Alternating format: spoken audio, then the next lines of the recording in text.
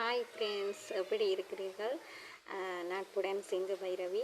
நான் இன்று இதனை பற்றி உங்களுக்கு கூற போகிறேன் என்று சொன்னால், அதாவது நிறைய நான் குணாதிசயங்களை பற்றி தான் கருத்துக்களை வழங்கி கொண்டிருக்கின்றேன். இருந்தாலும் இன்று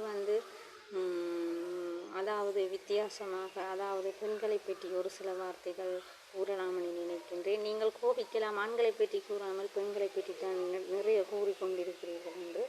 அதற்கு ஒரு காரணம் இருக்கின்றது. நவீன ஒரு காலத்திலே நாம் வாழ்ந்து கொண்டிருந்தாலும் ஆண்களுக்கு சமம் பெண்கள் என்ற ஒரு நிலை இருந்தாலும் கூட இன்று பெண்கள் கல்வித்துறையிலே பல பதவிகளை வகித்திருந்தாலும் கூட பெண்களுக்கு சில வன்முறைகள் இருக்கத்தான் செய்கின்றது.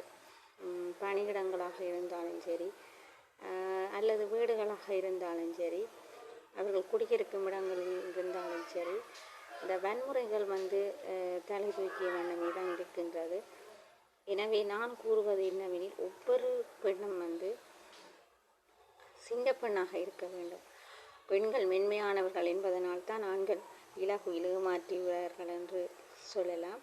ஆனால் நாம் நம்முடைய மனதையும் நம்முடைய செயற்பாடுகளையும் கடினமாக வைத்து கொண்டால்தான் எங்களை நாங்கள் காப்பாற்றி கொள்ள முடியும்.